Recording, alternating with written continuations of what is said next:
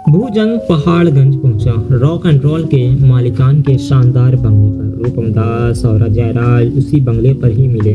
भूजंग ने महसूस किया कि भाई की मौत के गम से वे दोनों उबर नहीं पाए थे। उनकी आंखें लाल हो रही थी और बुरी तरह से सूज गई थी। उनके इर्द गिर्द स्याह दायरे से पड़ चुके थे। उनकी एक नज़र देखने भर से भुजंग को एहसास हो गया कि बीती रात बेचारों ने पलक भी नहीं झपकाई थी। भुजंग को आशंका हुई कि ऐसी हालत में वो उसके सवालों का जवाब दे भी पाएंगे या नहीं। फिर भी वह बारी बारी दोनों के गमज़दा चेहरों पर अपनी निगाहें फिराता हुआ सहानुभूतिपूर्वक स्वर में बोला, साहिबान, मुझे आपके भाई की मौत का अफसोस है।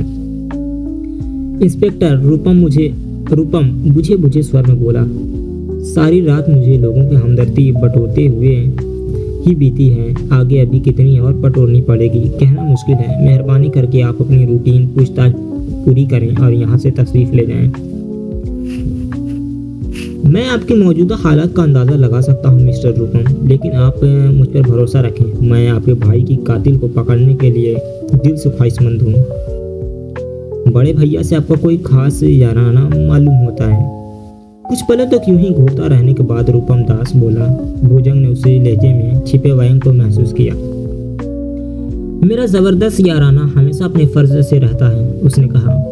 क्राइम की क्वालिटीज हमेशा मेरे कहर का केंद्र बनती हैं। बलात्कार और कत्ल जैसे क्राइम से मुझे खास नफरत है, क्योंकि ये दो ऐसे घिनौने जुर्म हैं जिनकी भरपाई इंसान किसी भी सूरत में नहीं कर सकता, और जिसकी भरपाई करना हमारे बस में नहीं, उसे किसी से छीनने का भी हक नहीं। आपके ख्यालात काबिल तारीफ हैं इंस्पेक्टर, मैं उनकी कदर करता हूँ। बहरहाल आप जो कुछ भी हमसे पूछना चाहते हैं बेहिचक पूछ सकते हैं। मिस्टर रूपम, उसने रूपम दास की तरफ देखा, किसी जुर्म की छानबीन और अपराधी तक पहुंचने का मेरा तरीका दूसरे इन्वेस्टिगेटरों से जरा सा अलग है। मैं सीढ़ी दर सीढ़ी आगे बढ़ने की जगह छलांग लगाकर अपराधी को पकड़ने में यकीन रखता हूँ। इसके अलावा और क्या कहूँ कि आपकी ये खासियत भी तारीफ के काबिल है, गोमदास ने शुष्क स्वर में बोला। कोई भी क्राइम बेवजह नहीं होता। भुजंग उन दोनों के चेहरों पर अपनी आंखें गड़ाता हुआ बोला। जितना सीरियस क्राइम होता है उसकी वजह भी उतनी ही सीरियस होती है। क्या आप दोनों में से कोई बता सकता है कि इस कत्ल की वजह क्या हो सकती है? ये पता लगाना तो आपका काम है इंस्पेक्टर, रूपम दास बोला, जो कि बिना आपकी मदद के मुमकिन नहीं है। करपाल आपका बड़ा भाई था, आपके हर मामले में सबसे करीबी था। आपसे बेहतर ये बात कोई और नहीं बता सकता कि इस संसार में आपका, आपके बड़े भाई साहब का ऐसा कौन सा दुश्मन है जो उनकी मौत का ख्वाहिशमंद हो सकता है। मुझे ऐसे किसी भी शख्स के बारे में याद नहीं आ रहा। आप जल्दीबाजी में जवाब दे रहे हैं मिस्टर रूपम। आपको ऐसा शायद इसलिए लगा क्योंकि मैंने आपके सवाल का जवाब तुरंत ही दे दिया, लेकिन ऐसा नहीं है। असल में मैं रात भर इसी बारे में सोचता रहा हूँ। काफ़ी सोचने के बाद भी मुझे एक भी ऐसा आदमी का नाम नहीं सूझा जिस पर भैया के दुश्मन होने का ज़रा भी शक कर सकूं। अगर आपको ऐसा कोई आदमी बाद में सूझता है तो क्या बताने की ज़रूरत है कि आप फौरन पुलिस को इन्फॉर्म करेंगे? अगर मुझे ऐसा कोई नाम याद आया तो ज़रूर बताऊंगा। आप भी अपने दिमाग पर जोर डालने की कोशिश कीजिए मिस्टर अजय, उसने अजय की तरफ देखा। अजय राज ने बोझिल पलकें उठाकर उसे देखा और अपने सिर की हल्की सी जुम्बिश देकर रह गया। रात की पार्टी के बारे में कुछ बताइए। पार्टी के बारे में क्या बताऊं? रूपम दास ने पूछा। जाहिर है कि बिना इन्वेस्टिगेशन के तो आप लोग वहां पहुंचे नहीं होंगे। मैं केवल ये जानना चाहता हूँ साहबान कि आप लोग किसके बुलावे पर वहां गए थे। अलका के इन्विटेशन पर, रूपम ने बताया। अलका? कुबेरदत्त भंसाली की बेटी अलका के? हाँ। अलका आप लोगों की कैसे जानती है? वो छोटे से प्यार करती है। अपने जन्मदिन पर उसने खास तौर से हम तीनों को बुलाया था। छोटे से आपका क्या मतलब? अजय, रूपम दास ने अपने छोटे भाई की तरफ इशारा करके बताया। मैं और बड़े भैया प्यार से इसे यही कहकर बुलाते हैं। अजय और अलका एक दूसरे से प्यार करते हैं। क्या यह बात है अलका के पिता भंसाली को मालूम है? अभी नहीं, लेकिन जल्द ही मालूम हो जाने वाली थी। अलका ने छोटे से ऐसे ही कहा था। क्या भंसाली इनकी शादी के लिए राजी हो जाएगा? राजी न होने की कोई वजह तो बताओ इंस्पेक्टर। फिलहाल तो ऐसी कोई वजह मुझे नहीं सूझ रही, आगे भी नहीं सूझेगी। और देखो इंस्पेक्टर, अलका और छोटे के प्यार की कहानी को बेस बनाकर भैया के कत्ल को बेसिर पैर की वजह मत निकालने लगना। असल में मैं कुछ और ही पूछना चाहता हूँ मिस्टर रूपम। तो वही पूछो ना। भंसाली की बेटी अजय राज से प्यार करती है और फिर उसने आप तीनों भाइयों को क्यों बुलाया? मतलब? रूपम दास के माथे पर बल पड़ गए। बिल्कुल साफ है, जिससे अलका प्यार करती है, जिसे उसने अपना लाइफ पार्टनर बनाने के लिए चुना रखा है, उसे बुलाने वाली बात तो समझ में आती है, मगर उसके साथ अपने दोनों को, आप दोनों को? मैं और बड़े भैया कोई गैर नहीं थे इंस्पेक्टर। अलका ने हमें हमेशा अपना माना है। रूपम दास उसकी बात पूरी होने से पहले ही बोला। अपनों से भी बढ़कर माना है। फिर वो भला छोटे के साथ साथ हम दोनों को बुलाना कैसे भूल सकती थी? आई सी। भुजंग ने एक लंबी सांस ली। पता नहीं पुलिस वालों ये क्यों नहीं समझ पाते कि पुलिसिया सोच हर किसी पर लागू नहीं हुआ करती। रूपम दास बोला, अलका बहुत ही नेक और भली लड़की है, उस पर किसी भी किस्म का शक करना बेकार है। उससे तुम्हें कुछ भी हासिल नहीं होगा। देखेंगे। भुजंग लापरवाही से बोला। अलका अजय के साथ साथ हम दोनों का कितना सम्मान करती थी, इसका एक एग्जाम्पल मैं आपको दे सकता हूँ। दीजिए। बैरागी का नाम तो आपने जरूर सुना होगा। वह आर्टिस्ट? भुजंग के दिमाग को झटका सा लगा। हाँ, रूपम दास ने कहा। अभी जब उसने चित्रकारी की दुनिया से संन्यास लेने का ऐलान किया और बताया कि वह अब 5,600 तस्वीरें ही और बनाने वाला है, तो उसके बाद वो सब मुझे मालूम है। आप आगे बताइए। भुजंग अचानक ही काफी उद्विग्न नजर आने लगा था। अलका ने अजय से कहा था कि वह अपने प्यार की निशानी बैरागी जैसे दुनिया के मशहूर आर्टिस्ट के हाथों तैयार करवा कर हमेशा सजो कर रखना चाहती है। बात कुछ समझ में नहीं आई मिस्टर। भुजंग ने आंखें गोल की। अलका का कहना था कि बैरागी को अपना 2,500 तस्वीरों का लक्ष्य पूरा करने में जो 6 तस्वीरें बाकी रह गई हैं, वो सब की सब वह अपने लिए बनवाना चाहती है। तीनों हम भाइयों की और बाकी 3 तस्वीर अपनी मम्मी डैडी की बनवाना चाहती हैं। और सचमुच वह ऐसा करके ही मानी। अब आप ही बताइए, जिस लड़की के प्यार की दीवानगी का ये आलम हुआ, उस पर शक करके आपको या किसी को भला क्या हासिल हो सकता है? इसका मतलब? भुजंग के दिलो दिमाग में सीटियां सी बजने लगी थी। आप तीनों अलका की फरमाइश पर बैरागी के पास अपनी पेंटिंग्स बनवाने पहुंचे थे। लगता है ये बात आपको पहले से मालूम है। रूपम दास ने जवाब देने की जगह उल्टा सवाल किया। लेकिन लगता है जनाब कि आपको ये नहीं मालूम कि अलका ने बाकी 3 तस्वीरें नहीं बनवाई, न तो अपनी मम्मी या ना ही अपने डैड की, न तो किसी की। रूपम दास के साथ साथ इस बार अजय राज ने भी एक झटके से अपना चेहरा उठाया। भुजंग के उन दोनों की आंखों में हैरानी के भाव नजर आए। ये आप कैसे कह सकते हैं इंस्पेक्टर? रूपम दास ने पूछा। ये सच है, यकीन ना हो तो जाकर बैरागी से पूछ लो। बैरागी से? लेकिन आप ये बात इतने दावे से कैसे कह रहे हैं? क्या आप बैरागी से मिल चुके हैं? आप भूल रहे हैं कि जानकारियां हासिल करना ही मेरा पेशा है और जानकारी जुटाने के लिए पुलिस के अपने तरीके होते हैं। मैं अलका से इस बारे में जरूर पूछूंगा। तब पहली बार अजय ने अपनी चुप्पी तोड़ी। खास तौर से ये पूछना कि उसने तुमसे इतना बड़ा झूठ क्यों बोला। भुजंग ने अजय राज को गौर से देखा। झूठ? अजय राज के माथे पर बल पड़ गए। ये झूठ नहीं तो और क्या है कि उसने आप तीनों के साथ साथ अपनी मम्मी डैडी की भी तस्वीरें बनवाने के लिए कहा था। आप तीनों ने उसका कहा पूरा कर दिया, मगर खुद उसने वैसा कुछ नहीं किया। वैसे यह कोई इतनी अहम बात नहीं है। फिर इस बेसिर पैर की बातों का भला भैया की हत्या से क्या संबंध हो सकता है? और जिन बातों का उनकी हत्या से कोई संबंध ही ना हो सकता, हम उन पर चर्चा ही क्यों कर रहे हैं? रूपम दास बोला। हो सकता है अलका के मम्मी डैडी बैरागी के पास जाने को तैयार ना हुए हों। हो सकता है ऐसी ही कोई और वजह उसके सामने आ गई हो। मैं जानता हूँ कि ऐसा हो सकता है, मगर खुद अलका के सामने ऐसी कौन सी मजबूरी हो सकती है? तुम्हारा मतलब क्या है इंस्पेक्टर? अजय राज ने कुछ भी न समझ पाने वाले भाव से उसकी तरफ देखा। अलका अपनी मम्मी डैडी के बगैर भी तो बैरागी के पास जा सकती थी, अपनी तस्वीर बनवा सकती थी। फिर वो क्यों नहीं गई? मैंने कहा ना, मैं अलका से इस बारे में पूछूंगा और वो जो कुछ भी बताए आप मेहरबानी करके फौरन ही मुझे इन्फॉर्म करना। आप समझ रहे हैं ना? आपको अभी कुछ और पूछना है? रूपम दास ने पूछा। अभी मैंने पूछा ही क्या है जनाब, अभी तो पूछना ही पूछना है। रूपम दास की त्योरियां चढ़ी। उसने क्षुब्ध भाव से भुजंग को देखा। अब मैं उसकी नज़रों से लापरवाह भुजंग ने अपनी बात जारी रखते हुए कहा, कल यानी पार्टी वाली रात पर आता हूँ। दोनों में से कोई कुछ न बोला।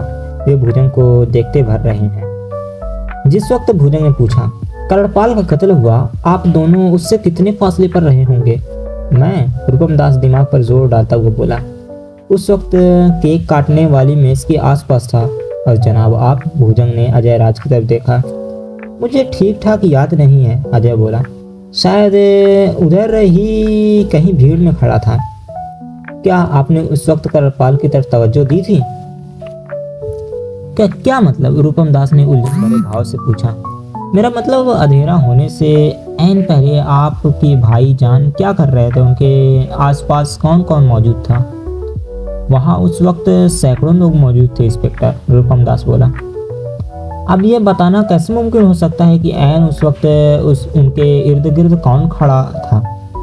मेरा मतलब किन्हीं ऐसे लोगों से था जिन्हें आप या करणपाल जाती तौर पर जानते हो। अक्सर ऐसी पार्टियों में लोग दो या दो से ज्यादा लोगों का झुंड बनाकर गपशप में मशगूल रहते हैं। मुझे याद आ रहा है, अजय पान ने सोचपूर्ण भाव से बोला। उस समय बड़े भैया धूमन साहब के से बातें कर रहे थे। ये धूमन साहब कौन है?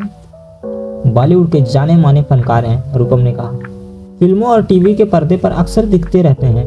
भुजंग के दिमाग में फ्लैश सा चमका और उसे याद आ गया कि उस तीसरे आदमी की सूरत उसने कहाँ देखी थी, जो उसे काफी जाने पहचाने से लग रही थी।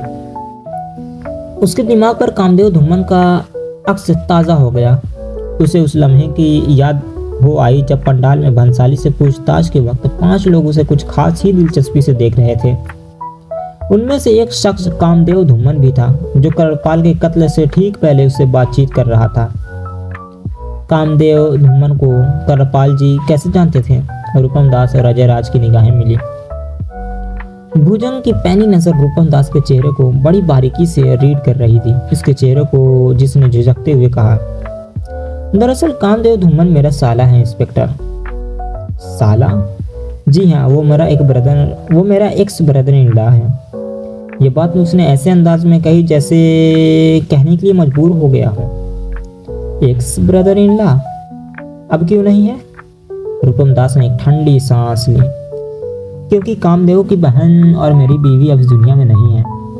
ओह, भुजंग ने अब अपनी पूछताछ में मजा आने लगा था। उसे लग रहा था कि वो मामले की तह में घुसने लगा है। आई एम सॉरी, मगर आपकी बीवी कब खत्म हुई? करीब 3 साल पहले।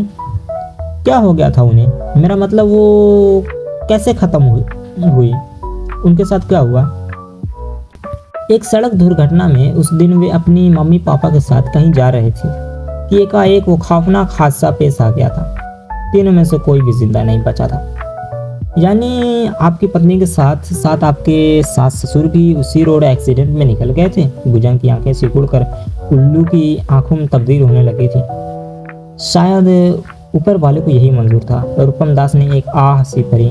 यह बात दूसरी थी कि उसी लम्हे वो अंदर ही अंदर बहुत ज्यादा आंदोलित हो रहा था और भुजंग पर उसी क्षण बिजली टूट पड़ने की कामना कर रहा था, मगर प्रत्यक्ष में बोला, शायद ऊपर वाले को मेरी खुशियां नहीं देखी जाती। पहले वो हादसा और अब ये। आपकी बीवी का नाम क्या था? भुजंग ने उसके चेहरे पर उसी तरह अपनी नजरें जमाए हुए पूछा। राखी। ससुर साहब का? जवाहर धूमन। एनीवे, वो जवाहरलाल धूमन साहब क्या करते थे?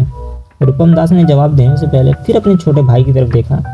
फिर एकाएक तेवर बदल कर भुजंग से बोला, भैया के कत्ल की इन्वेस्टिगेशन से इन बातों का क्या ताल्लुक है?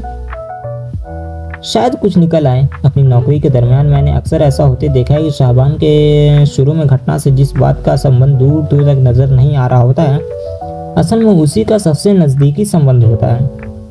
भुजंग की पूरी ढिठाई से बोला, बहरहाल बता देने में आपका हर्ज ही क्या है? लेकिन रूपम दास कसमसा उठा। उसने बेचैनी से पहलू बदला। अजय राज की भी ठीक वही हालत थी उनकी उस हालत को देखकर भुजंग समझ चुका था कि मामला कहीं न कहीं टेढ़ा मेढ़ा है। बात निकलवाने की गर्ज से उसे समझाने वाले भाव से बोला, देखिए जनाब, ये पूछताछ है, मैं आप ही की खातिर कर रहा हूँ, आपके भाई के कातिल की तलाश करने के लिए कर रहा हूँ। आपसे मगजमारी करने का मुझे कोई ज़ाती तौर पर कोई शौक़ या फ़ायदा नहीं होने वाला। इसलिए आपसे रिक्वेस्ट है कि मेरी बातों को समझें और पूछे गए सवालों का ठीक ठीक जवाब दें। आप अचानक रूपम दास के चेहरे से सारी उलझनें काफूर हो गईं। क्या पूछना चाहते हैं? अजय राज के चेहरे पर बेचैनी के भाव कायम थे। आपके मरहूम फादर इन लॉ क्या करते थे? आज की तारीख में हम जिस कंपनी के मालिक हैं, रूपम दास बोला, असल में वो हमारे ससुर की ही कंसर्न है। जवाब सुनकर भूचंग को मजा आ गया। उसके दिमाग में एक अजीब सी हलचल मचनी शुरू हो चुकी थी। आंखें सिकोड़ कर पट्टे ने और कुरेदा, मगर रॉक एंड रोल के मालिक तो आप लोग हैं।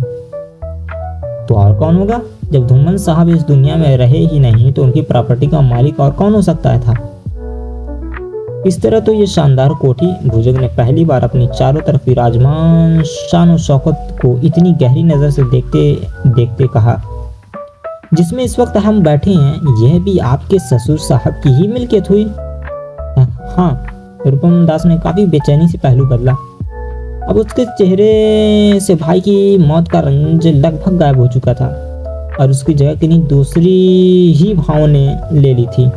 अगर साफ साफ हिंदुस्तानी लैंग्वेज में कहें तो आपकी बीवी और सास ससुर की मौत के बाद उनकी कुल प्रॉपर्टी और बैंक बैलेंस के मालिक आप हो गए, राइट? क्या ऐसा होना कोई गुनाह है इंस्पेक्टर? आपने बताया कि कामदेव धूमन आपका साला है। भुजंग ने उसके सवाल को नजरअंदाज करके पूछा।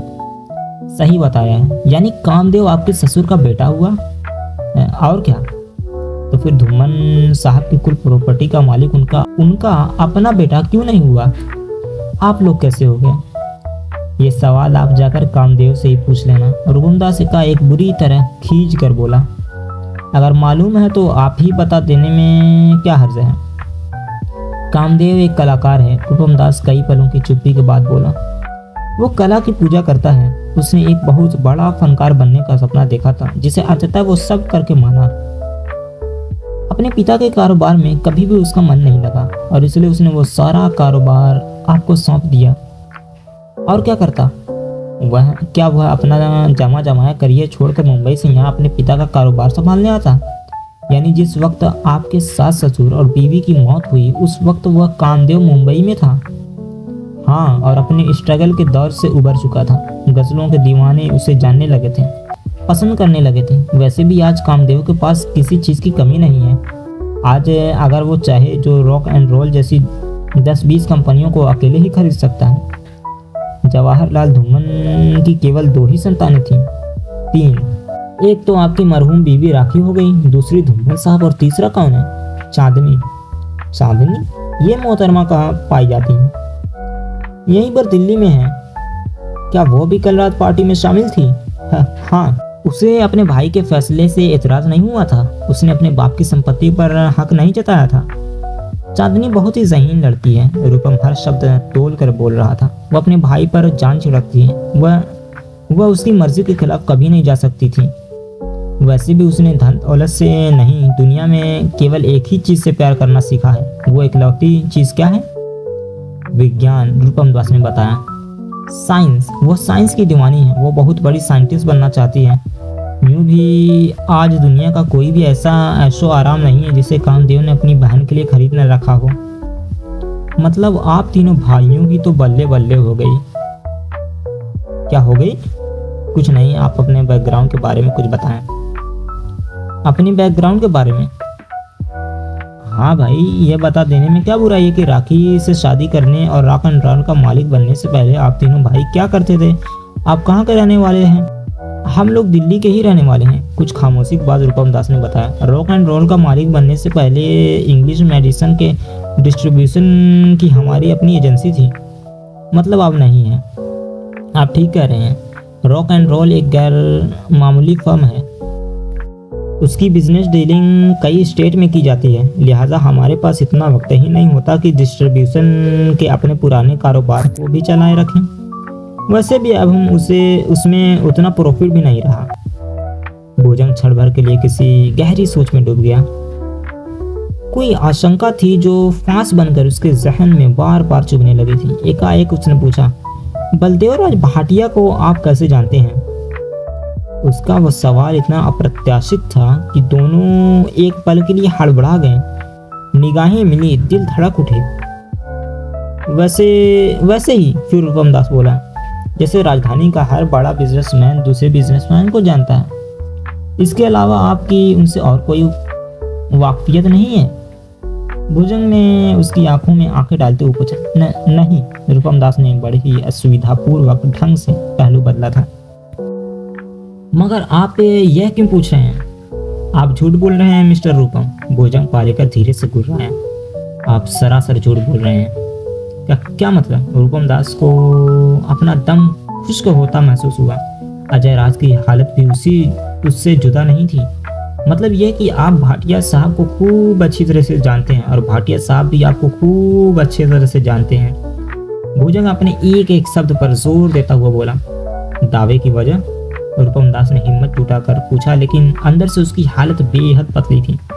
भाटिया साहब का आपके भाई करपाल के बारे में हमारी कमिश्नर साहब को फोन करना, मैं कुछ समझा नहीं इंस्पेक्टर। आज सुबह ही भाटिया साहब ने कमिश्नर साहब को फोन किया था।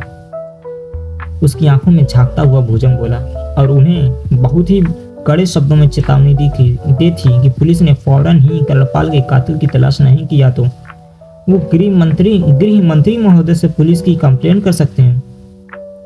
भाटिया साहब ने ऐसा कहा था? रूपम दास के साथ साथ अजय राज के चेहरे पर भी अचरज के भाव आए। भुजंग ने नोट किया कि वे भाव फर्जी नहीं थे। अब आप ही बताइए, अगर भाटिया साहब से आपकी कोई वाकफियत नहीं है तो क्या उन्हें पागल कुत्ते ने काटा है जो वे करपाल की खातिर ऐसा फोन करेंगे? भाटिया साहब की जरूर बड़े भैया से कोई जान पहचान रही होगी। रूपम दास बात को संभालते हुए बोला। वैसे यह बात भैया ने मुझे कभी बताई नहीं, वरना मुझे जरूर मालूम होता। शायद आपको बताई हो मिस्टर अजय। भुजंग पालेकर ने अपनी तीक्ष्ण नजरें अजय राज पर जमा दी। मुझे भी नहीं बताई। अजय राज जैसे ही रूखे भाव से बोला। ये बात हजमोला की पूरी शीशी गटक जाने के बाद भी हजम होने वाली नहीं है जनाब। भुजंग बोला। करपाल की ऐसी कोई भी गहरी जान पहचान कम से कम अब करीबियों से तो छिपी नहीं रहनी चाहिए। अगर वो करीबी अपने भाई, अपने खून हो तो हरगिज नहीं छिपी रह सकती। तो क्या मैं झूठ बोल रहा हूँ? जी। भुजंग भी पूरा घाघ था। इतनी बड़ी बात उसने बहुत ही आराम से कह दी। आप बिल्कुल ठीक समझे। यही कह रहा हूँ मैं, यह कि आप सरासर झूठ बोल रहे हैं। इंस्पेक्टर, रूपम दास का एक तेज में आकर बोला, तुम अपनी औकात से बाहर जा रहे हो। तुम्हें और ज्यादा झेल पाना अब मेरे बस से बाहर होता जा रहा है। सीधे सीधे क्यों नहीं कह देते हुजूर कि अब मैं अपनी तशरीफ का टोकरा यहाँ से उठाकर कहीं और चले जाऊं। समझदार को इशारा काफी है। बिल्कुल दुरुस्त फरमाया आपने। मैं भी आपसे यही कहना चाहता हूँ। मुझे इस बात को समझना चाहिए कि आप बलदेवराज भाटिया से अपने संबंध छुपा रहे हैं। क्यों छुपा रहे हैं यह पता लगाना मेरा काम है, और अपना काम तो मुझे करना ही पड़ेगा ना। एकाएक अजय राज ने विषय बदला। मैं ये जानना चाहता था कि बड़े भैया की लाश हमें कब तक मिल जाएगी? आज शाम तक मिल जाने की उम्मीद है। डॉक्टर उपलब्ध नहीं हुआ तो कल सुबह तक जरूर मिल जाएगी। शुक्रिया। भुजंग सोफे से उठा और बड़े नाटकीय अंदाज में उन दोनों को अभिवादन करके तेज तेज कदमों के साथ वहां से रुखसत हो गया। उस वक्त उसकी आंखों में एक विशेष किस्म की चमक कौंध रही थी। उसकी बाज जैसी तीखी निगाहों ने रूपम दास और अजय राज के चेहरों को उनकी आंखों के रास्ते से अंदर तक पढ़ लिया था। लेकिन उस समय बस एक ही नाम था जो हथौड़े की तरह उसके दिमाग पर दस्तक दे रहा था। कामदेव, कामदेव, कामदेव। महरौली बदरपुर मार्ग पर एक टैक्सी दौड़ी चली जा रही थी। कुछ देर बाद वह एक छोटी सी चाल के ठीक चोल के सामने रुकी। पिछला गेट खुला। ऋतु बाहर निकली। कंधे पर लटके वैनिटी बैग से पैसे निकालकर किराया दिया। किराया देने के बाद भी जब तक टैक्सी मुड़कर वहां तक चली नहीं गई, वो जहां की तहां ठिठकी खड़ी रही। जब टैक्सी नजरों से ओझल हो गई तो बेहद सधे कदमों से चोल की तरफ बढ़ी। निम्न वर्गीय आबादी वाला। वह एक 3 मंजिला की चोल थी। आसपास कूड़े के ढेर लगे थे। कहीं कहीं टीन के पिचके हुए डिब्बे और कुछ टूटी हुई बोतलें भी बिखरी पड़ी थीं।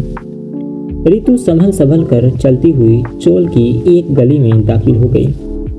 वहां धूल उड़ रही थी।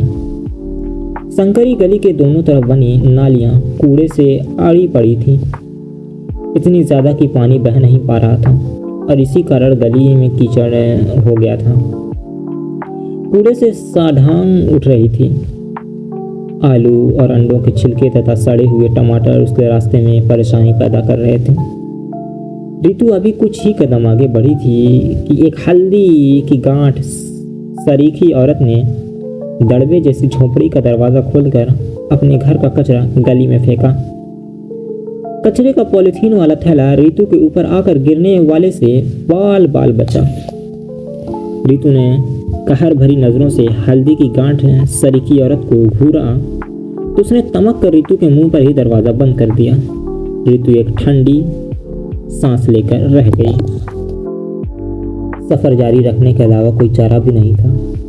अंततः वो जिस खोली के नजदीक जाकर रुकी उसे अगर मुर्गी का दड़बा कहा जाए तो जरा भी गलत नहीं होगा। कुछ पलों तक वह वहां यूं ही ठिठकी खड़ी रही।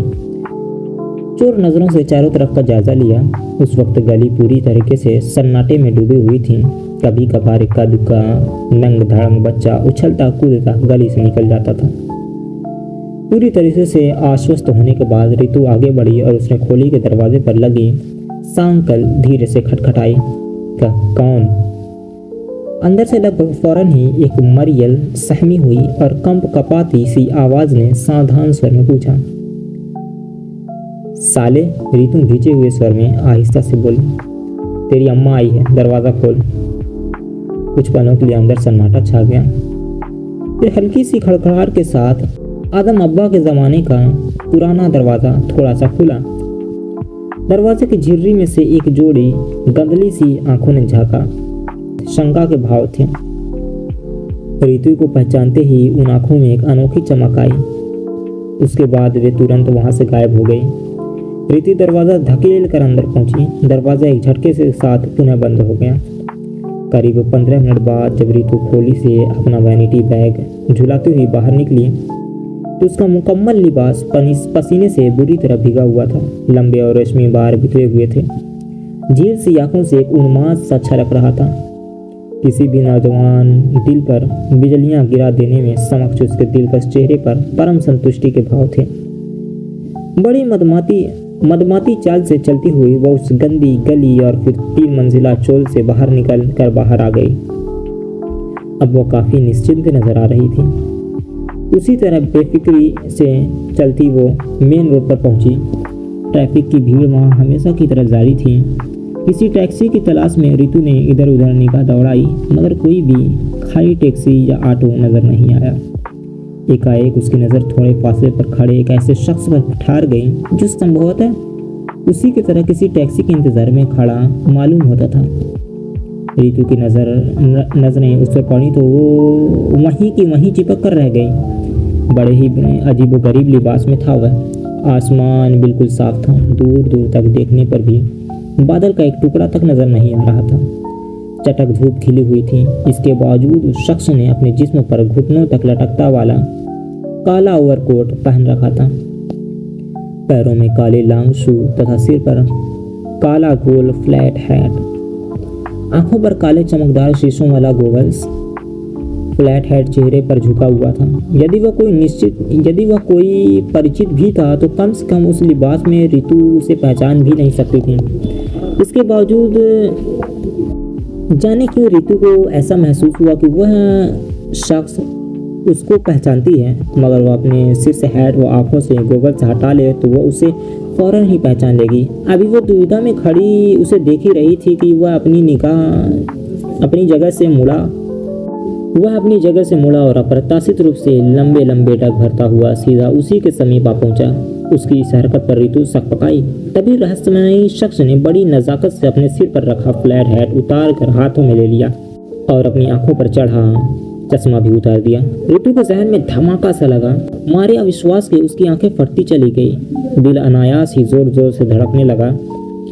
उस बला का हसीन खूबसूरत चेहरा पलक झपकते ही पहले हल्दी की तरह पीला और फिर कोरे कागज की तरह निस्तेज पड़ता चला गया।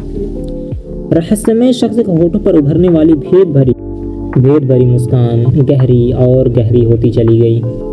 कामदेव की कोठी का पता लगाकर भुजंग वहां पहुंचा। कोठी के लोहे वाले गेट पर उसे ताला झूलता मिला। उसने मन ही मन कामदेव को कोसा। कमबख्त इतना बड़ा स्टार और बहन की कोठी पर एक दरबान तक नहीं रख सकता। आस पड़ोस में पूछताछ की तो पता लगा कि दोनों भाई बहन थोड़ी देर पहले ही कहीं निकल गए हैं। कहाँ? उसके इस वाहियात सवाल का जवाब कोई न दे सका। उसने कुछ और कुरेदा तो किसी ने बताया कि कोई घंटा घर पहले ही चांदनी को कोठी से बाहर निकलते देखा गया था। उसके जाने के थोड़ी देर बाद ही कामदेव भी ताला लगाकर कहीं चला गया था। दोनों मुश्किल से 10 मिनट के अंतराल में निकले थे। चांदनी मारुति से थी जबकि कामदेव सुमो से निकला था। भुजंग ने बड़े ही निराशाजनक अंदाज में वहां से विदा ली। अनायास ही उसे ध्रुव प्रताप का ध्यान आया और उन दोनों लड़कियों का ध्यान आया जो खूबसूरती में एक से बढ़कर एक थी। उन्होंने भी ध्रुव प्रताप की तरह पंडाल में उसकी पुलिसिया पूछताछ को कुछ खास ही दिलचस्पी नज़र से देखा था। जहन में सवाल उठा, क्या उन्हीं दोनों हसीनाओं में से कोई कामदेव की बहन चांदनी थी? रूपम दास ने बताया था कि वह भी कल रात की पार्टी में शामिल थी।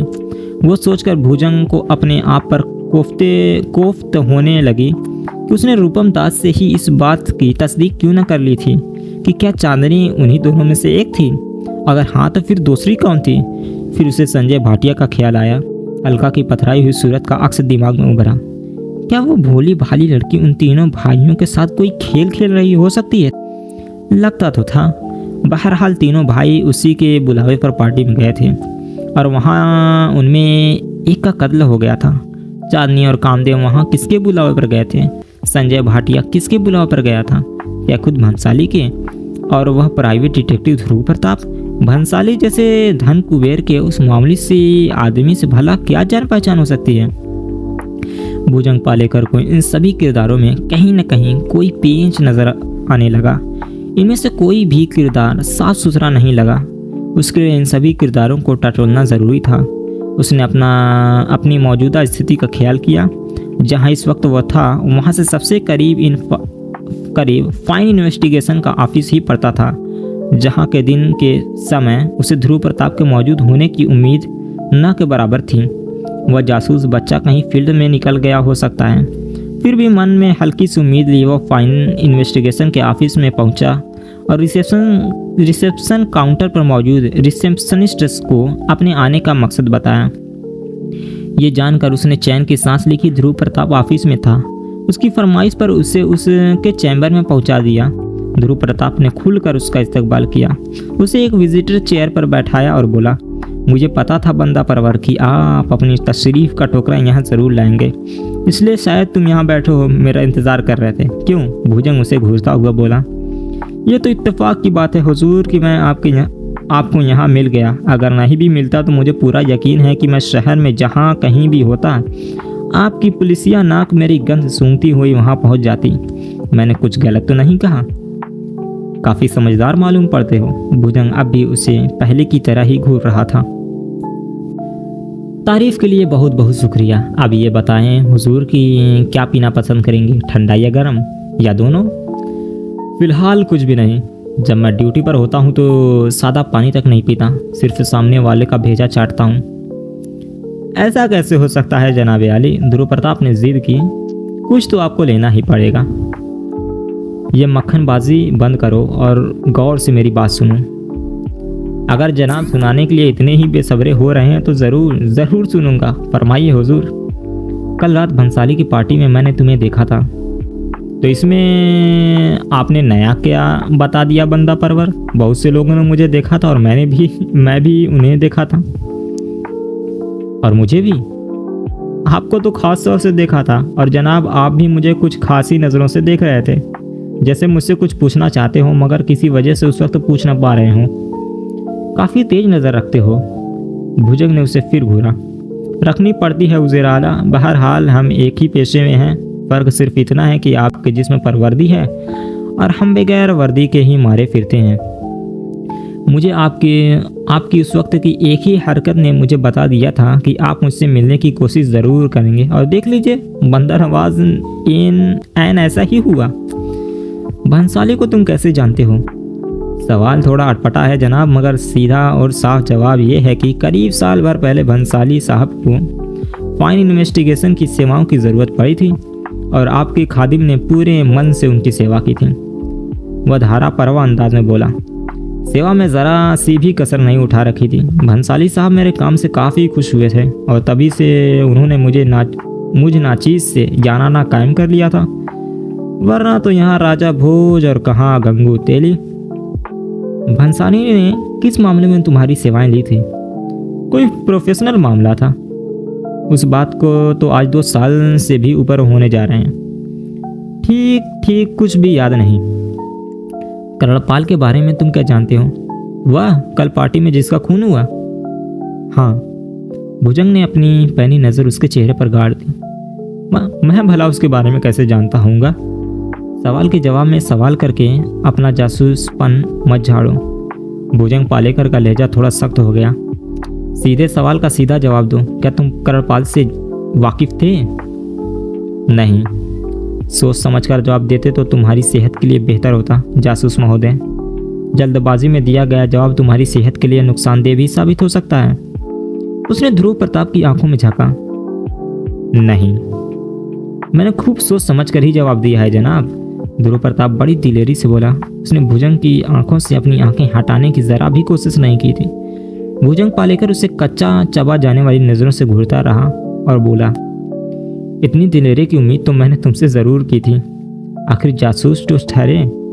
लेकिन क्या जनाब? मेरा नाम भी भुजंग पालेकर है जासूस महोदय। भुजंग ने शब्द चबा। जब सामने वाले से उगलवाने पर आमादा होता हूँ तो वह भी उगलवा देता हूँ जो उसने अपने सपने में देखा होता है। सपने वाली बात तो मैं आपको ऐसे ही बता दूंगा जनाब, उसके लिए मेरे हलक में हाथ डालने की क्या ज़रूरत है? बेटा ध्रुव, भुजंग ने उसे ठीक किसी दूध मुँह बच्चे की तरफ पुचकारा था। क्यों ओवर स्मार्ट बनने की कोशिश कर रहे हो? क्यों अपना खाना खराब करने पर तुला हुआ है?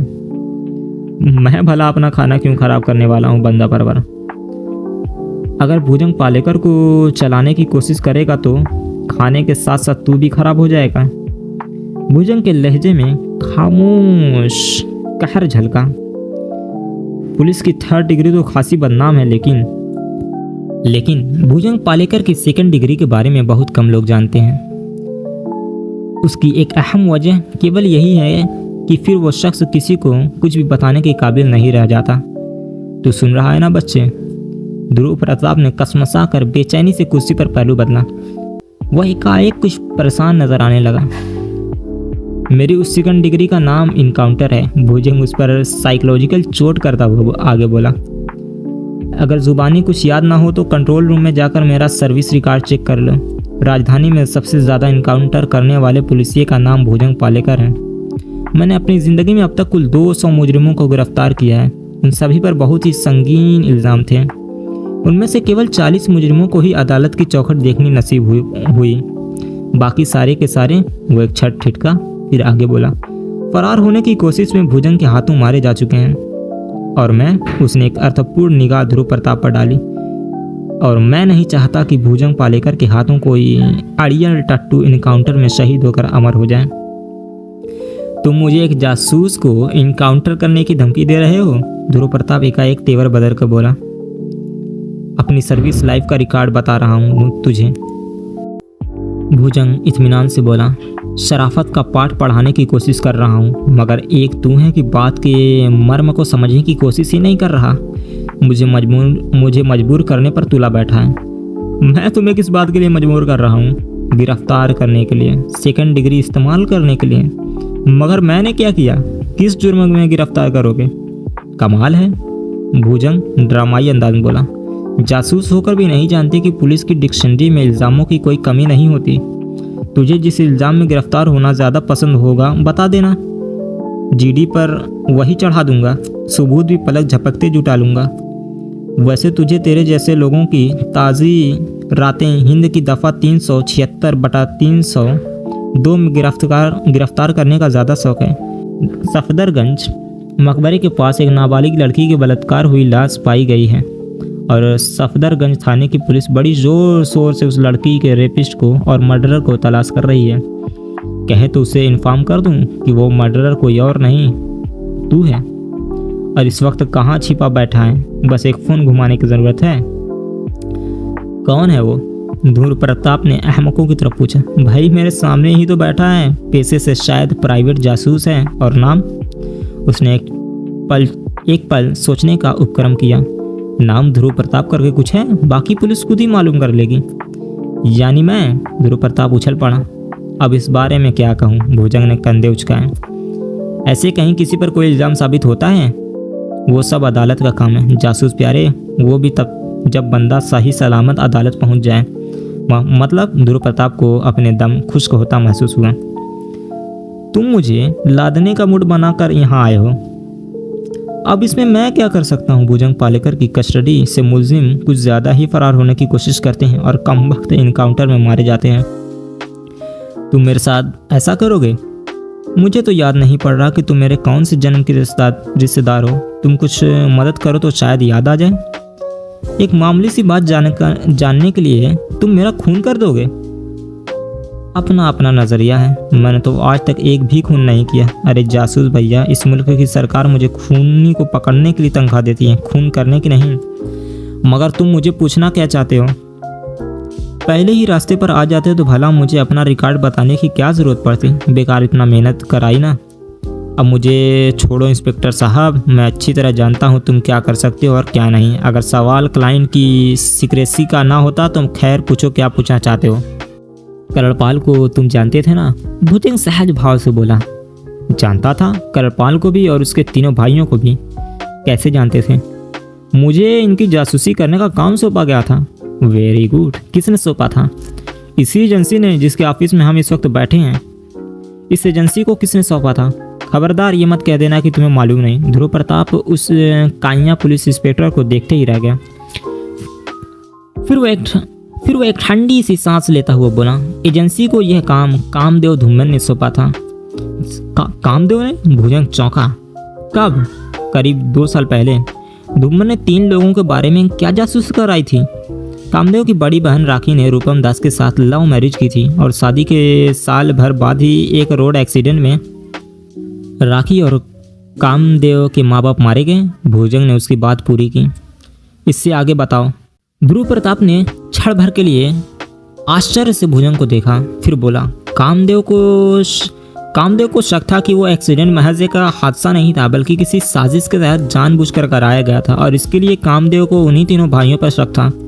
भुजंग पालेकर ने कहा, तो कामदेव ने अपने शक की पुष्टि करने के लिए यह केस तुम्हारी डिटेक्टिव एजेंसी को सौंपा था और एजेंसी ने यह केस मेरे हवाले कर दिया। क्या तुम कामदेव के केस को सॉल्व करने में कामयाब हुए? हाँ। क्या कामदेव का शक सही था? भुजंग ने उसे गौर से देखते हुए पूछा। क्या वो एक्सीडेंट वाकई एक हादसा नहीं था? हाँ। ध्रुव प्रताप थोड़ी हिचकिचाहट के साथ बोला। क्या वो एक्सीडेंट जानबूझकर कराया गया था? भुजंग के लहजे में खुद ब खुद रोमांच पैदा होता गया।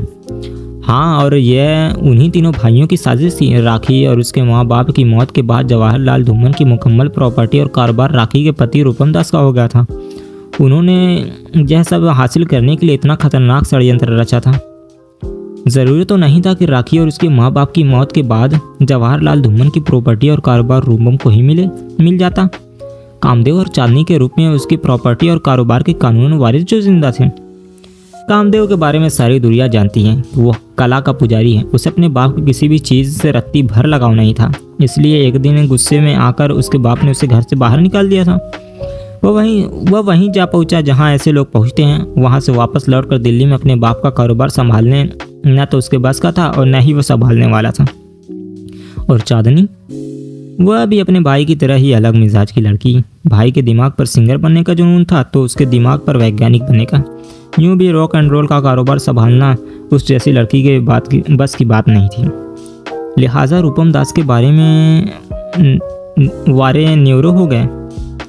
हाँ, वो जवाहरलाल की ज़िंदगी में ही कंपनी के कारोबार उनका हाथ बटाने लगा था। जब कामदेव और चांदनी में से किसी ने कंपनी पर अपना हक नहीं जताया तो रूपम दास ने बिना किसी अड़चन के कंपनी के बागडोर संभाल ली। बाद में उसने अपने दोनों भाइयों को भी कंपनी में शामिल कर लिया। जिस तरीके से कामदेव को उस एक्सीडेंट पर शक हुआ था, क्या उसी तरीके से उसकी बहन चांदनी को शक नहीं हुआ? मैं इस बारे में क्या कहूँ जनाब, वह तो मेरे पास ऐसे कोई छानबीन कराने के लिए नहीं आई। कामदेव ने कभी चांदनी पर अपनी शंका का जाहिर नहीं की। जनाब, आप मुझसे ऐसे सवाल क्यों पूछ रहे हैं जिसके जवाब मैं तो क्या मेरे फरिश्ते भी नहीं दे सकते। अपनी रिपोर्ट तुमने कामदेव को कब सौंपी? पिछले हफ्ते ही मैंने रिपोर्ट एजेंसी के मालिक को सौंपी थी, ध्रुव ने बताया। कामदेव को नहीं? यानी इस केस को सॉल्व करने में तुम्हें 2 साल लग गए। केस ही इतना पेचीदा था जनाब। उस एक्सीडेंट को कत्ल साबित करने वाला कोई भी क्लू या सुराग नज़र जो नहीं आ रहा था। रात दिन एक करने के बाद भी नहीं मिला। फिर 2 साल बाद सुराग कहाँ से मिल गया? जवाब देने के बजाय ध्रुव प्रताप हिचकिचाए। कमोन जासूस प्यारे, कमोन, भुजंग उत्तेजित सा होकर बोला। मेरे सवाल का जवाब दो। इत्तेफाक से मिल गया, ध्रुव प्रताप बोला। इत्तेफाक से कैसे? मुझे एक दिन किसी ने बताया कि ध्रुव प्रताप कुछ पलों तक सोचों में डूबा रहने के बाद बोला। नई दिल्ली स्टेशन के बाहर पहाड़गंज की तरफ फुटपाथ पर एक ऐसा भिखारी कई दिनों से पड़ा है जिसकी दोनों टांगें घुटनों तक कटी हुई हैं। भुजंग ध्यानपूर्वक उसके एक एक शब्द को सुन रहा था। दरअसल वह भिखारी कभी सरल ट्रांसपोर्ट नामक दिल्ली की मशहूर ट्रांसपोर्ट कंपनी में ड्राइवर हुआ करता था। ध्रुव प्रताप ने कहना जारी रखा। मुझे बताया गया था कि उस भिखारी का क्रिमिनल रिकॉर्ड है। किसी हादसे में अपनी टांगें गंवाने से पहले वो एक जाना माना क्रिमिनल हुआ करता था। धुम्मन दंपत्ति को कत्ल करने की सुपारी रूपम दास ने उसी को दी थी। साथ ही यह सख्त हिदायत भी दी थी कि वो एक्सीडेंट उसे इस तरह अंजाम देना है कि दुनिया का बड़े से बड़ा खर्राटा इन्वेस्टिगेटर भी उसे मर्डर साबित न कर सके। और सचमुच उसने अपने काम को बड़ी खूबसूरती से अंजाम दिया। और कहते कहते भुजंग की आंखें जगमगाने लगी थीं। उसने उन्हीं आंखों से ध्रुव प्रताप को देखते हुए कहा, और फिर तुम स्टेशन पर जाकर उस भिखारी से मिले होगे। वह तो मुझे करना ही था। क्या उसने तुम्हें बताई यही बातों को तस्दीक की? तभी तो इन्वेस्टिगेशन कामयाब हो पाई। उस भिखारी ने तुम्हें अपनी जुबानी बताया था कि रूपम दास ने ही उसे धूमन परिवार के कत्ल करने की सुपारी दे दी। उसने किसी का नाम नहीं लिया था। उसने फोटोग्राफ देखकर रूपम दास को पहचाना था। उस काम की रूपम दास ने उसे कितनी कीमत दी थी? 50,000। केवल 50,000? हाँ, अगर मैं वहाँ जाऊँ तो क्या वो भिखारी मुझे मिल जाएगा? मर खप नहीं गया होगा तो ज़रूर मिलेगा। वह कहीं और भी तो जा सकता है। दोनों टांगों से लाचार बेचारा जाएगा भी कहाँ? तुमने उससे उसका नाम नहीं पूछा था? उसका नाम नाभिक है। क्या वो अपनी काली करतूत का बखान पुलिस के सामने करने को तैयार हो जाएगा? मैंने उसे 2 जून की रोटी देकर ये सब पूछा था। तुम 2 दिन खुराक देकर पूछ लेना, वो रिकॉर्ड की चालू हो जाएगा। ये जानती हुई भी कि वह पुलिस के सामने इकबाले जुर्म कर रहा है, एक पुलिस इंस्पेक्टर के सामने। मेरा ख्याल तो यह है कि इंस्पेक्टर साहब कि अगर तुम उसके इकबाले जुर्म के बदले फांसी पर चढ़वाने का वादा कर दोगे तो तुम्हारे पैरों से लिपट और 1000 बार इकबाले जुर्म करने के लिए तैयार हो जाएगा। दोनों पैरों से लाचार व अपाहिज इंसान हर पल अपनी ज़िंदगी मौत की कामना कर रहा है। वह इस समय नर्क से भी बदतर ज़िंदगी गुजार रहा है जनाब। ऐसा आदमी तो मैं उसकी हालत समझ सकता हूँ। भुजंग सहमति में सिर हिलाता हुआ बोला, जो कुछ तुमने बताया है अगर वो सच है तो मौत की कगार पर खड़े उस भिखारी का बयान रूपम के लिए फांसी का फंदा बन सकता है। मगर क्या? लाख रुपए का सवाल ये है कि वो शख्स आखिर कौन है जिसने तुम्हें उस भिखारी के बारे में इतनी सटीक जानकारी दी। उसका नाम? ध्रुव प्रताप झिझक कर, उसका नाम? अबे अब आगे भी बोल, कुछ बोल। उसका नाम रीतू है। रीतू? भुजंग धीमे से बड़बड़ा। औरत है? लड़की? कहाँ पाई जाती है? इस बारे में उसने मुझे कुछ बताया नहीं। उसका कोई फ़ोन जिस पर उसे कांटेक्ट किया जा सके? उसने मुझे अपना कोई फ़ोन नंबर नहीं दिया था। तुमने उससे पूछा था? खूब पूछा। कहने लगी अगर आम हजम नहीं कर पा रहे हो तो किसी बाग में जाकर पेड़ों की गिनती करते फिरो। मैं चली। भुजंग का ध्रुव से एक और सवाल, तुमने उससे यह नहीं पूछा कि इतनी मार्के की खबर उसे कहाँ से हासिल हुई? गा गा कर पूछा, लेकिन जनाब वो बहुत घुटी हुई चीज़ थी, किसी भी हालत में बताने को तैयार नहीं हुई। बात में कुछ मज़ा नहीं आया। इतना सब बता दिया जनाब, फिर भी मज़े में कमी रह गई। इतनी बड़े शहर में रितु मुझे कहाँ मिलेगी? मैं आपको उसका हुलिया बता देता हूँ। बताओ। ध्रुव प्रताप ने रितु का हुलिया बयान कर दिया। इस शहर में हर तीसरी लड़की का यही हुलिया नज़र आता है। बरखुरदार भुजंग ने बुरा सा मुँह बनाया। मगर उसका नाम, जो कि उसने तुम्हें गलत भी बताया हो सकता है। 1 मिनट। ध्रुव प्रताप एकाएक चुटकी बजा उठा। क्या हुआ? भुजंग की आंखों में आशा की किरण नजर आई। ऋतु के बारे में आपको भंसाली साहब शर्तिया बता देंगे। क्यों? क्या वो लड़की भंसाली की रिश्तेदार हैं? कुछ तो लगती ही हो गई, ध्रुव ने कहा। वरना भंसाली ने उसे अपनी पार्टी में क्यों बुलाया होता? क्या मतलब? भुजंग चौंका। क्या कल रात भंसाली की पार्टी में वह भी मौजूद थी? स्टाम्प पेपर पर लिख कर दूं क्या? 1 मिनट। एकाएक भुजंग पालेकर उतावला सा होकर बोला। क्या तुम बता सकते हो कि कल रात पार्टी में उसने क्या लिबास पहन रखा था? शायद अपने दिमाग पर जोर डालकर याद रखने की कोशिश करता हुआ बोला। डेनिम की काली टाइट फिटेड जीन्स और आसमानी रंग की स्कीव। भुजंग के दिमाग में झन्नाका सा हुआ। जहन में उस युवा लड़की की तस्वीर यूं जूम हुई जैसे माउस से कंप्यूटर की स्क्रीन पर इनलार्ज कर ली गई हो। कल रात करपाल के कत्ल की छानबीन करते वक्त वह अनायास ही उसकी निगाहों का केंद्र बन गई थी। अब उसे यह अंदाज़ा लगाने में पल भर भी नहीं लगा कि अगर वह रितु थी तो दूसरी लड़की ज़रूर चांदनी ही होगी। चांदनी के अलावा वो कोई और नहीं हो सकती, भुजंग सोचने लगा। करपाल के कत्ल की जड़ें फैलती ही जा रही थी। अब तो उसे कत्ल की वजह भी नजर आने लगी थी। एकाएक उसने खुद को सोचों से मुक्त किया और ध्रुव प्रताप से अगला प्रश्न पूछा। और कोई ऐसी बात जो तुम्हें याद आ रही हो और जिसका ताल्लुक मौजूदा केस से लग रहा हो? ध्रुव प्रताप एक पल के लिए सोच में डूब गया। फिर उसने लापरवाही से अपने कंधे उचका दिए और बोला, मुझे नहीं लगता कि अब ऐसी कोई बात बाकी है। अगर बाद में याद आ जाती है तो क्या मुझे बताना ज़रूरी नहीं समझोगे? आपके पुलिस स्टेशन का नंबर डायल करना होगा।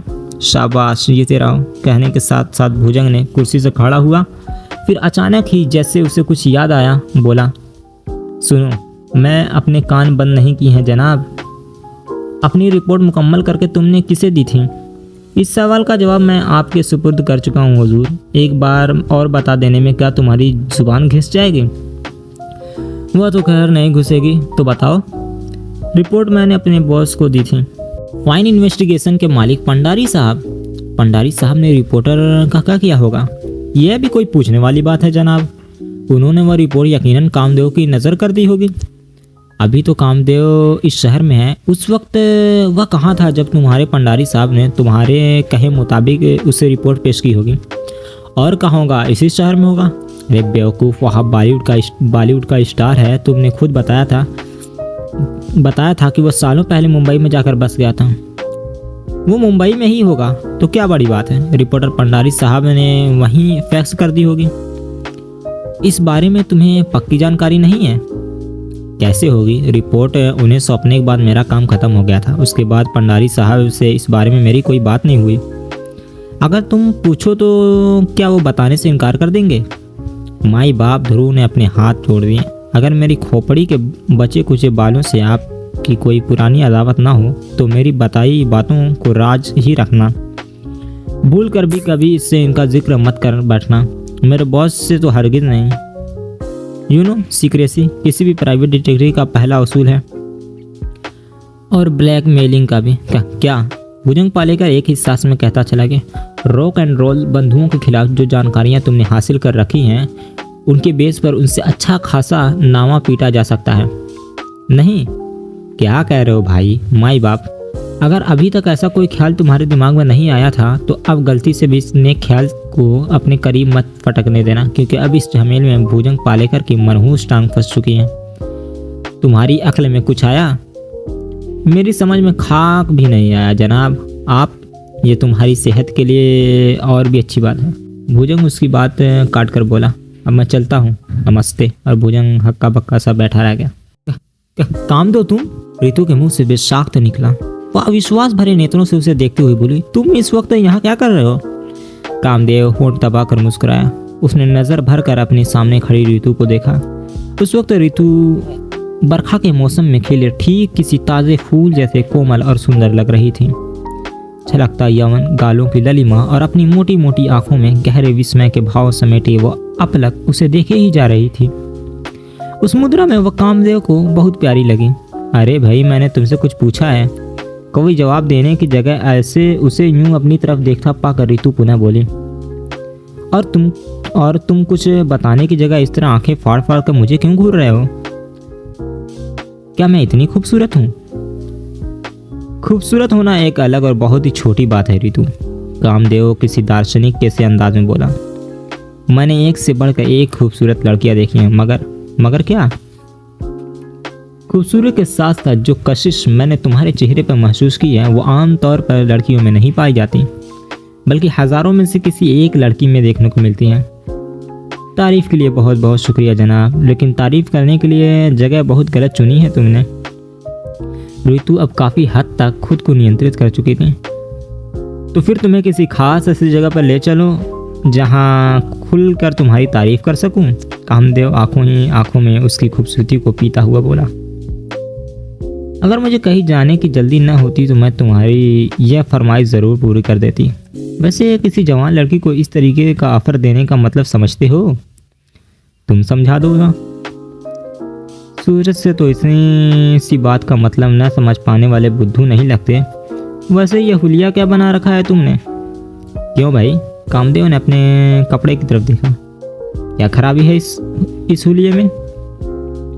भरी दोपहर में काला ओवरकोट, काले जूते, काला हैट, काला चश्मा, पूरे जोकर लग रहे हो।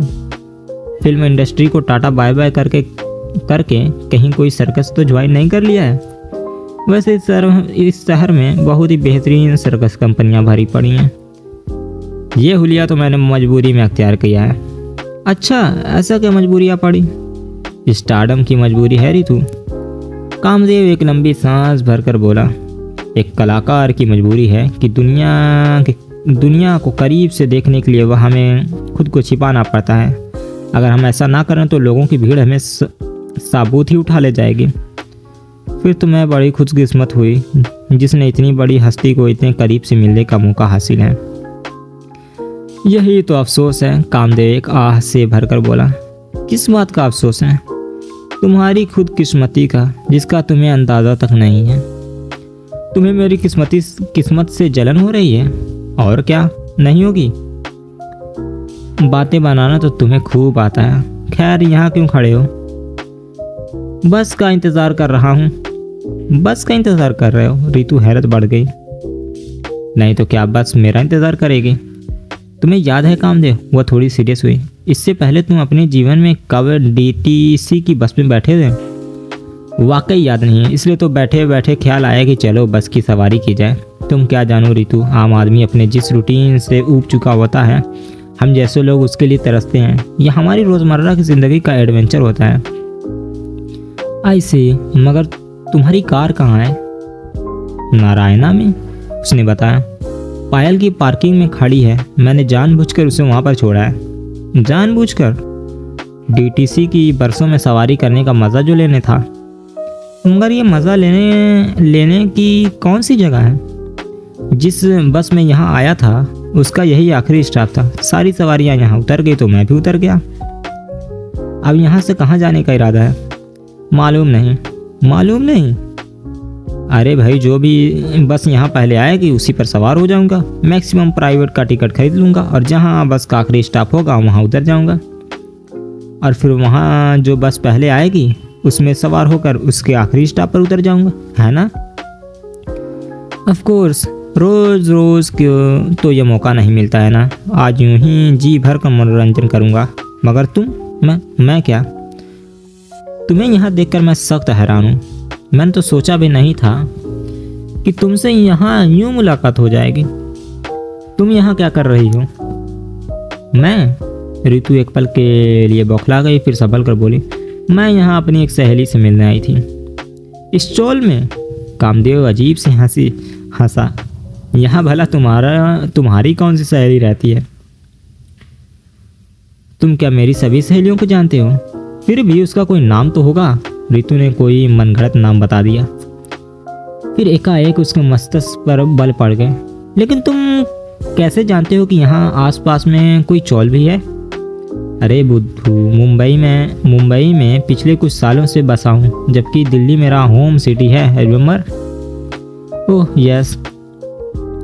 और कार के बारे में तो मैं भी तुमसे सवाल कर सकता हूँ। तुम्हारी कार कहाँ है जो यूं बसों में धक्के खाती फिर रही हो? वह क्या है कि रितु शरारत से बोली, पेट्रोल काफ़ी महंगा हो गया ना, इसलिए सोचा कि फिजूल खर्ची करने से क्या फ़ायदा, बस की सवारी सस्ती पड़ेगी। तुम्हें टांग खिंचाई करना भी आती है, तुम्हें नहीं पता? मैं तो तुम्हारी निहायत ही भोली भाली गुड़िया समझता हूँ। तुम बिल्कुल सही समझते हो। भोली भाली लड़कियाँ किसी को ऐसे टांग खींचती हैं? किसी की खींच लेती हैं, सबकी नहीं। वो शरारती अंदाज में हंसी। अब तुम्हें बताए देती हूँ कि मेरी कार सर्विस के लिए गैराज गई हुई है, कल मिल जाएगी। एकाएक कामदेव की तवज्जो उस बस की तरफ आ गई जिसने अभी अभी आकर स्टंप से सवारियां उठाई थी। वह वहां से जाने के लिए रफ्तार पकड़ चुकी थी। उस बस की पीठ को देखते हुए कामदेव ने बड़ी मासूमियत के साथ रितु से पूछा, इस बीच कितनी बसें निकल चुकी होंगी? आधा दर्जन तो ज़रूर ही। जिस रूट पर मुझे जाना है उस नंबर की भी 2 बस निकल चुकी हैं। तुम्हें ध्यान देने का होश था? अर्थपूर्ण स्वर। रितु ने लापरवाही से कहा, क्यों नहीं? कमाल है। रितु के जवाब पर कामदेव ने अपने अंदर कहीं खालीपन सा महसूस किया था। फिर भी तुमने उन्हें जाने दिया? इस शहर में बसों का क्या तोड़ा है, और आ जाएगी। लेकिन तुम्हारा इतना वक्त तो बर्बाद हुआ। अपनों के लिए तो लोग बर्बाद हो जाते हैं, मैंने तो थोड़ा सा वक्त ही गंवाया, जिसकी वैसे भी आज कोई कीमत नहीं है। चलो, कामदेव ने एक बार फिर आह भरी, तुमने कबूल किया तो कि मैं तुम्हारा अपना हूँ, लेकिन तुमने तो अभी तक भी कबूल नहीं किया। क्या? कामदेव का दिल जोर से धड़का। यही कि तुम भी मुझे गैर नहीं समझते, अपना मानते हो। मेरे मानने से क्या होता है, तुम मेरी बन जाओगी। कामदेव ने घुमा फिरा कर धड़कते दिल से अपनी बात आखिर कर कह ही डाली। अपने शब्द के ढेर सारे मायने होते हैं कामदेव। रितु एकाएक गंभीर होकर बोली, जिसमें से कुछ मायने तो बहुत ही गंभीर होते हैं। मुझे नहीं पता तुम मुझे किस मायने में अपनी बनाना चाहते हो। जवाब देने से पहले यह ज़रूर सोच लेना कि मैं बहुत ही मामूली लड़की हूँ और तुम आकाश की बुलंदी पर जगमगाते सितारे। तुम बहुत जालिम हो रितु, कामदेव ने जाने किस भाव से कहा। किसी के दिल को कुरेदना तुम्हें खूब आता है और उसकी जुबान पर ताला लगाना भी, इसलिए तो तुम पर हुकूमत कर पाती हूँ। रितु एकाएक मुस्कुराई तो यूं लगा मानो बदली की ओर से चांद निकल आया हो। तुम यूं ही मुस्कुराती हुई अच्छी लगती हो रितु, कामदेव गंभीर होकर बोला। मैं भगवान से दुआ करूंगा कि तुम जिंदगी भर यूं ही खुशियां बिखेरती रहो। और क्या कामदेव, जहाँ तक तुम मुझ पर हुकूमत करने की बात है तो यकीन मानो रितु, मेरी और तुम्हारे बीच में ज़रूरी कोई ऐसा खामोश रिश्ता है जो तुम्हें मुझ पर हुकूमत करने का हक देता है, और मैं तुम्हारा वो हक कबूल करने का मंजूर हो जाता हूँ। अच्छा, रितु शौकी से बोली, ऐसी दुनिया में कौन सा रिश्ता है, ज़रा मुझे भी बताओ। मैं उस रिश्ते का नाम ही ढूंढने का कोशिश कर रहा हूँ, ये जानते हुए भी कि उस रिश्ते का नाम मैं कभी पता नहीं लगा सकूँगा। कमाल है, तो फिर हमारे इस रिश्ते का नाम कौन बताएगा? केवल एक इंसान। ज़रा मुझे भी तो बता, वो एक लौता इंसान कौन है? रितु जोर से खिलखिला कर हंसी। कामदेव बेवकूफ़ों की तरह उसका चेहरा देखने लगा। तुम काफ़ी अच्छा मजाक कर लेते हो। फिर वह खिलखिलाना बंद करके बोली, अच्छा ये बताओ, मुंबई कब वापस जा रहे हो? बातों का रुख चेंज मत करो रितु, कामदेव वैसे ही गंभीर स्वर में बोला। मैं उस रिश्ते का नाम जानना चाहता हूँ जो मेरे लिए अब एक सवालिया निशान बन चुका है। अगर ऐसी बात है तो रितु बोली, मैं अपने और तुम्हारे इस रिश्ते का नाम अगली मुलाकात में ज़रूर बता दूंगी, बशर्ते ये कि, बोलो रितु, तुम वापस मुंबई न चले जाओ। रितु वो भावुक हो गया। इस एक सवाल का जवाब पाने के लिए तो मैं क़यामत तक तुम्हारा इंतज़ार कर सकता हूँ। तो फिर इजाज़त दो, मेरी बस आ रही है। अगली मुलाकात कब होगी? तुम्हारी उम्मीद से बहुत पहले। अब मैं चलती हूँ। कामदेव ने देखा उसी समय ब्रेकों की चरमराहट के साथ एक DTC की बस वहाँ आकर रुकी। बाय, सी यू, रितु ने कहा और लपक कर सवारियों की भीड़ में शामिल होकर बस में सवार हो गई। कामदेव तब तक उस बस को जाते हुए देखता रहा जब तक कि वो नजर आना बंद नहीं हो गई। हाथ में मौजूद हैट सिर पर रखा, आंखों पर चश्मा चढ़ाया, उड़ती सी निगाहों से अपने आसपास का निरीक्षण किया, फिर तेज कदमों से चलता हुआ विपरीत दिशा के फुटपाथ पर पहुंचा। वहां थोड़े फासले पर उसकी नई नकोर टाटा सुमो खड़ी थी। ड्राइविंग सीट पर सवार होकर उसने उसे स्टार्ट किया, सड़क पर लाया, कुछ दूर आगे ले जाकर डिवाइडर के खुले रास्ते से उसे घुमाकर वापस उसी रोड पर ले आया जहां कुछ देर पहले ऋतु के साथ खड़ा बातें कर रहा था। अब उस बस को फॉलो करना उसके लिए बहुत आसान था जिस पर सवार होकर ऋतु वहां से गई थी।